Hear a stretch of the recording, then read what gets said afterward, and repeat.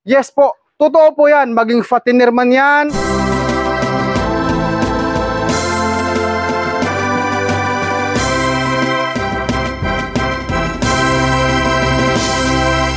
Sa isang set po, 2 pig drinker.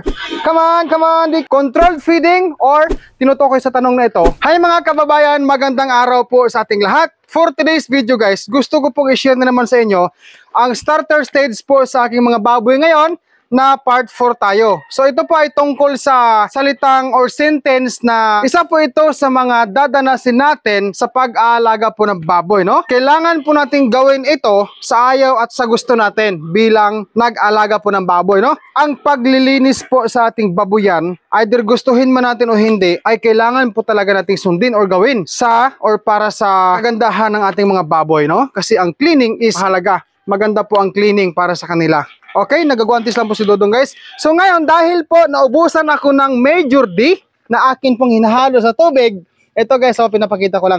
Hindi po ako sponsored dito ha. Ito lang po ay ginagamit ko talaga. So dahil ubos na, maglalagay ako ng powder sa akin pong tubig na hinanda, no? Yan. At the same time, Zonrox po. No, hindi ko na masyado nasuot yung guantes guys, oh. Okay. Wala akong juice guys, kailangan ko itong gawin. Kasi nga po, ito po ay routine. Ibig sabihin guys, every week ko po ginagawa itong ganitong klaseng gawain sa aking mga baboy. Okay, by the way, I forgot to bring my mask. Kunin natin. Where is my mask? Here. Okay, ito na. Tapos po, kailangan ko ang akin pong ano bang tawag dito? Brush, no? Long brush. Okay? Ito guys, halika, pakita natin. Yung mga baboy namin guys, oh. Medyo malaki na sila, no? Ayan. So, kukunin ko muna ang sprayer para makapag-spray tayo. Okay, at yun na bang naikabit? Sana guys, hindi mag-blackout. Sana hindi mag-burnout kasi pag mag-burnout ay talagang wala tayong power. Okay! Direct to the point tayo, mga kababayan, mga ka-farmers. So, ang unang gagawin ko, babasahin ko muna ang mga pader. Kasama na ang tubo, guys. Ito. Yan. Okay. Yan, basahin natin, babad natin para lumambot ang dumi. Pasintabi lang ho sa mga kumakain dyan, ha? Okay.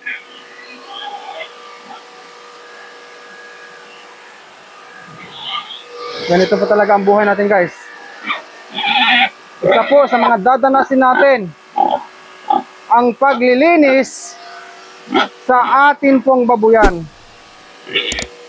Tatabi ko lang ang waste guys para hindi nila maupuan.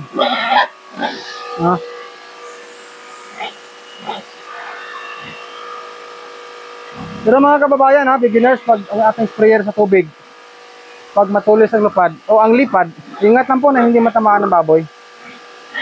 Okay? Santabi ko lang muna para hindi nila mahigaan. Okay, dito rin babasahin natin.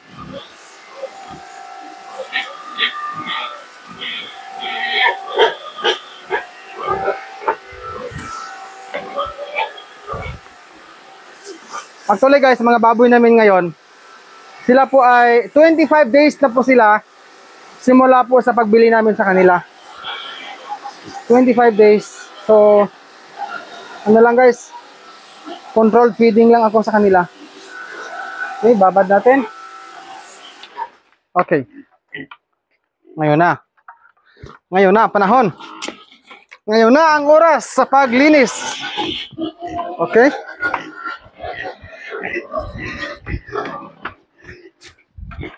Kasi po, pag hindi tayo maglinis sa ating babuyan, talagang, ano yan guys, magkakaroon tayo ng problema sa baboy. No? Pwedeng magkaubo, kung ano sakit ang kanilang dadanasin. Hindi ko lang guys ilipat yung aking guys, mga baboy. Wala akong ibang kulungan. Wala akong extra space for them. na dapat sana ilipat talaga sa ibang kulungan para makapaglinis ako ng gusto. Actually, pwede tayong pumasok. Vicky! Vicky! Natakot na. Bilisan natin guys Ganito kahirap guys mag-alaga ng baboy. Or, beginners Ang ibig ko sabihin, ang ginagawa ko po ngayon na dinidemo ko sa inyo, isa po ito sa mga medyo may kahirapan gawin. Pag tayo ay hog racer, lalo na tayo ay backyard, no? Wala tayong tauhan. Kailangan gawin para luminis ang ating babuyan, mga ka-farmers. Pero ang technique, sa mga technique or sikreto, enjoy, no? Love your work and enjoy. Yeah. Liyo ko sa kabot ay. Pagisuyo.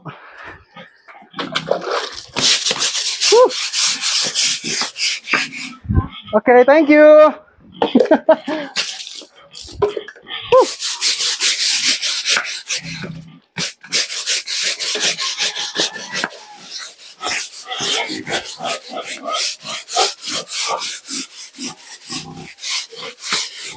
Okay.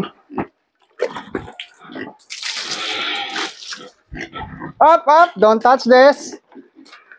Oh, lipat kayo, lipat. Doon kayo, lipat. Nan. Slowly. Alam nyo, sa totoo lang, yun pong ating feeds kasi na pinapakain sa baboy ay talagang nag-create yan ng itim sa dingding. Even doon sa pasungan, no? Nakuha nyo po mga viewers dyan.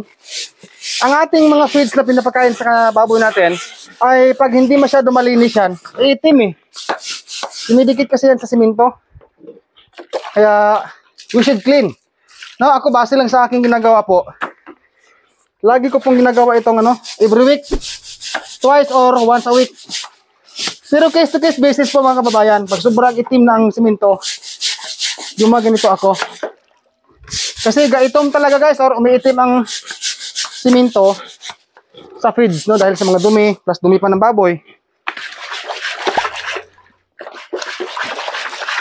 Dito naman area guys, tubigan to Ginamit ko siya as tubigan sa baboy.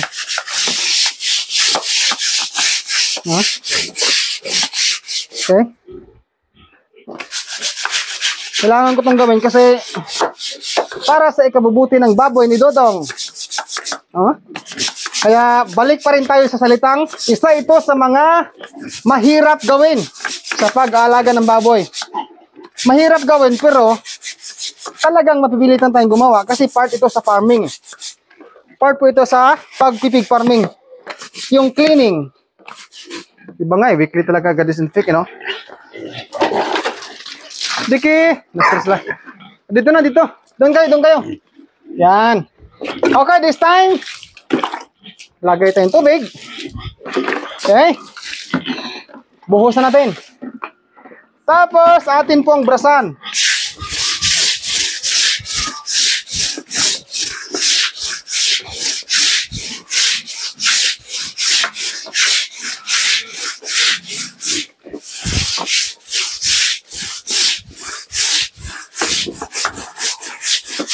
Guys, ang gawain ito, ako lang ang ako lang ang nagdedesisyon para ipahayag sa inyo ito dahil ang exercise na ito para sa mga baboy natin ay nakakadulot o dumudulot ng maganda sa ating mga baboy na maibsan o mabawasan ang labis na mga dumi na dumidikit sa kulungan.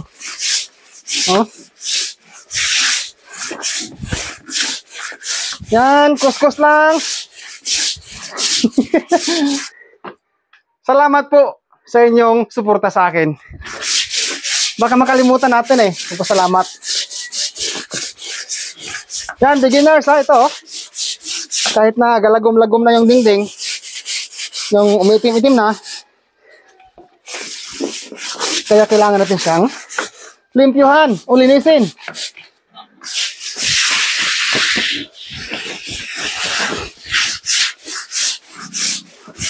Okay. Woo! Dito ko guys, ginabutang or nilalagay aking mga kasangkapan sa panglinis. Huh? Bukod ang dustpan para sa dumi ng baboy at ang feeds, no? I mean yung dustpan para sa feeds. So banlaw tayo guys. Yan guys, atin pong linisin, no? Tanggalan natin yung tubig. Dito kasi banda guys, may butas yan eh. Ginawa ko ng butas. Yan. Linis lang. Enjoy lang sa pag-alaga ng baboy. No?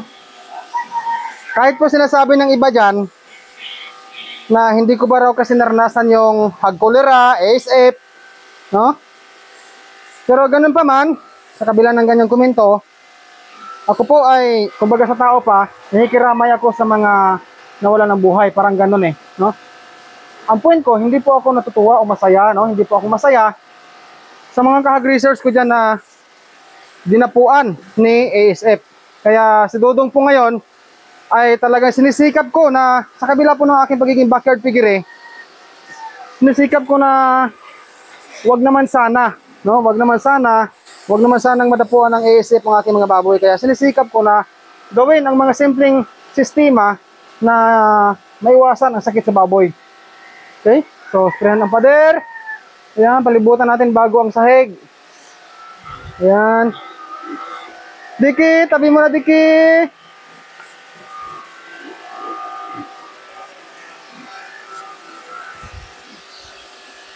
Dahil galing sa labas ng buta na to, hugasan natin. Okay?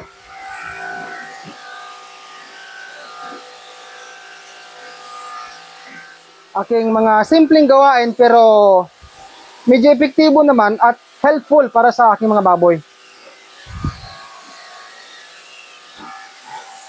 Ang drinker atong pong linisin din. Yun. Pilihan natin. Dik, lipat kayo Dik. Ito lang guys ang nakaka-stress sa baboy na wala tayong ibang kulungan para paglipatan sa kanila pag naglilinis ako dito. Na-stress po sila pero sige lang. Alam nyo guys, ang binabawi ko, kahit sila ay stress, no? Sa ganitong klaseng gawain, sila ay stress dahil wala nga akong sapat na area para lipatan sa kanila.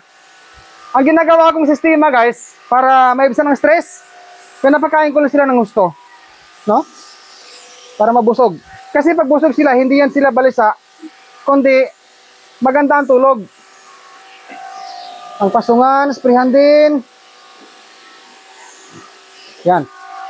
Okay? So, lilipat tayo dito sa dalawang dumalagang baboy. Ganito guys, kahirap. Medyo mahirap talaga eh. Huh? May kahirapan lang beginners. Yan ang katotohanan eh. May kahirapan ang pag-alaga ng baboy. Pero kung gusto nating matutunan kahit na backyard lang, ang kahirapan sa pag-alaga, pagkain, vitamins, kung ano pang mga sakit na ititreat natin sa kanila, ang kahirapan ay unti-unting nawawala kapag tayo ay interesadong matuto. Unti-unti lang guys, wag naman biglain kung hindi kaya. No, wag biglain pag di kaya. Ganun lang ang technique dun eh.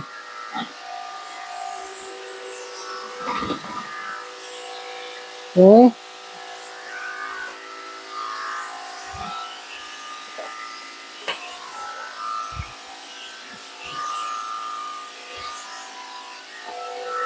Ayan guys. Yan.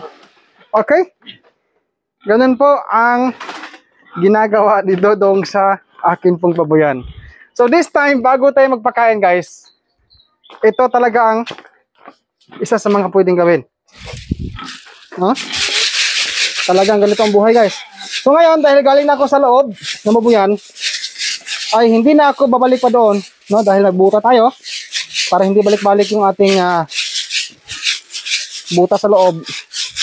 Magdadala po yan ng kagaw o germs.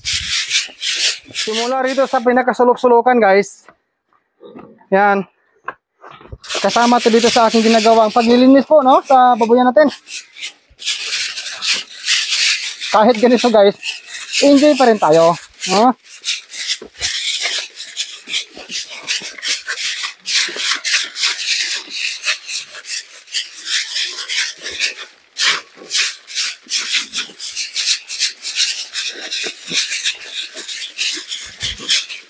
Yan. Maganda kasi yung malinis yung ating babuyan guys.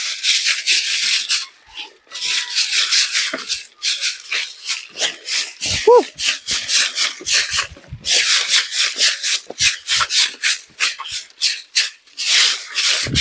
Tandaan natin mga baguhan dyan, ang cleaning, no, disinfection, isa po yan or kabilang sa dapat natin gawin kung tayo ay nag-alaga ng baboy. No, sa mga ano dyan, sa mga viewers ko dyan na mga boss, no, mga boss, yung merong mga caretaker sa baboyan nila, alam naman po ninyo itong ginagawa ko, no? Advice na lang po ang inyong mga tauhan sa baboyan. Yan. Advice na lang po na gawin ang dapat mong gawin. Ito guys ay mabubulok yung mga dahon eh. Pwedeng iabuno yan. No, iabuno sa mga tanim. Okay. So I will return this broom here. Tapos guys, remove natin. Mamaya ko na i-dispose to. Okay. Dahil mag-ano tayo ng feeds. Muhikap na tag-feeds guys. Muhikap na tag-feeds. Kaya maghugas ng kamay.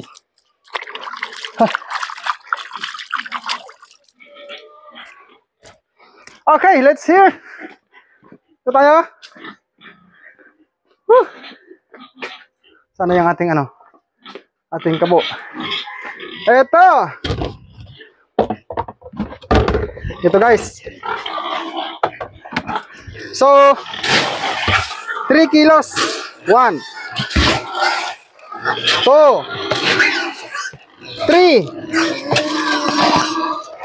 3 and 20 grams. Okay. Sukat na sukat guys, you know. Ang starter feeds ngayon dito, sukat na sukat eh. Okay, King's Beta Plus Animal Feed Supplement. Tapos hahaluin natin. Ayan. Ayan, nalagyan na natin ng King's Beta Plus Animal Feed Supplement. Pagkatapos, atong ihata guys. Come on, Dicky. Dito, Dick. Oy, come on.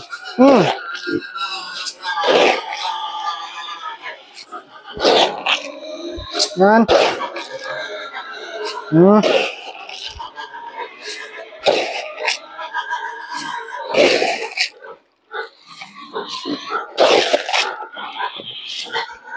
Ngayon guys ay lunch nila.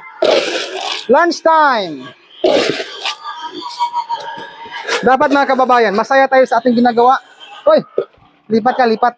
Isdog, orong ka. Ikaw dito ka dali. Okay, transfer here.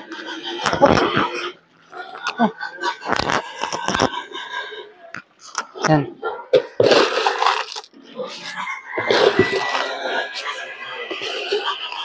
Sinong konti dyan? Ito. Yan.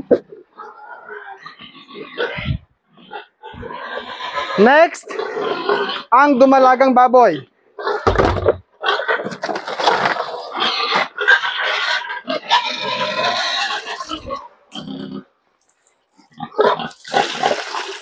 Isa. Dalawa. Tatlo. Isa. Dalawa.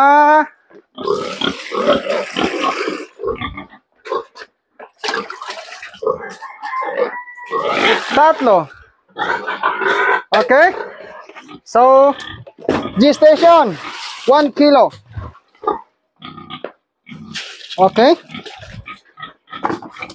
Another 1 kilo. Here. Ayan.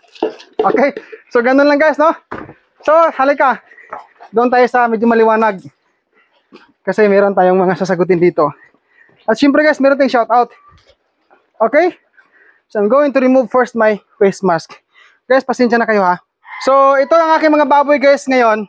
Sila po ay 25 days old na po simula sa pagbili ko sa kanila. Controlled feeding or feeding guide, restricted feeding. So, ang sabi pala ni Kabayang JR, pare, sabi niya, totoo ba pag malakas uminom ng tubig ang isang baboy, mabilis lumaki kaysa hindi masyadong umiinom ng tubig? Direct to the point na sagot ko po ay, yes po. Totoo po yan, maging fattener man yan. Pero ang ano dito ang tinutukoy sa tanong na ito ay fattener. Mabilis daw po ba lumaki? Yes po mga kababayan, mga beginners. Pag ang pag ang baboy genetic, maganda ang lahi, maganda ang pagkain, management mo maganda, plus sapat sa tubig, vitamins, regular na purga, good po ang mangyayari dyan. Ito, meron tayo dito, pakita me. Ito, 8 sila. 8 din po ang space na kanilang kinonsume. Ayan. So, isa-isa sila. Bawat space po, naglagay ako ng kabilya para isa-isang division sila. And then dito, dahil sobra naman, dahil starter stage pa lang sila, hindi naman sila grower to finisher stage, maliliit pa. Ang area dito, hindi pa ho nalalagyan ng feeds. Pero pag lumaki sila, may chance dito magagamit yan sa feeds. So ito, pansamantala, ginagawa ko, nilalagyan ko ng tubig dito. Clean water ha, every after nilang kain. Aside from, meron tayong pig drinker. May subscriber pala ako dyan na nagsabi. Patingin naman kayo doon sa pig drinker mo. Halika, dali, pakita natin. Ito, before we end this video, ito po, disclaimer lang ha, ito po ay sarili kong paraan sa paggawa nito. Yan. Okay? Tumutubod to. Yan, Bisayan tuloy. Tumutubod, tumutulo. Oh. Yan. Okay? So ito po ang kanyang itsura, ang connection. Mga PVC, 1/2 size to no? Tapos ganito lang, no? Talagang para-paraan nas dudong. Sa isang set po, 2 pig drinker. Para sa pre-starter stage, para sa grower at finisher stage. Ito. Like this here. Yeah. Ayan. Okay? So, mano-mano ako dito sa paglilipat ng tubig.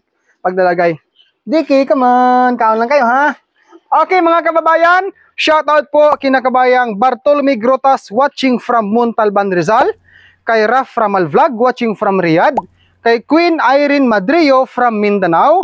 Kay kabayang Raymond Caniedo, Vibs Impon, Daryl Pasco Riquiron, Norgy Marintis, Jimel De La Cruz, Ralph Tan, Ronsan Cabradilla at sa inyong lahat viewers, shout out po sa inyo. Ang King's Vita Plus Animal Feed Supplement mabibili po sa Agribit stores nationwide. Kung hindi ito available sa inyong lugar, maaari po kayo mag-direct order sa Shopee sa KBM Agribit Lines. Pwede rin sa Facebook page ng King's Vita Plus Animal Feed Supplement. Link nila ay nasa description o pwede po kayo mag-text o tumawag sa kanilang cellphone number 0917-795-0220. Available po ang COD or cash on delivery. Ako po si Dodong Villaran, ang taos pusong nagpapasalamat po sa inyong lahat for continue supporting me here in my YouTube channel and also po sa aking Facebook page. Kung ikaw po ay mahilig manood sa Baboy Show, subscribe now and hit the bell ring for more uploads. Salamat po sa inyong lahat mga ka-farmers. Mabuhay po ang mga farmers sa lipunan. God bless po sa ating lahat and peace out everyone.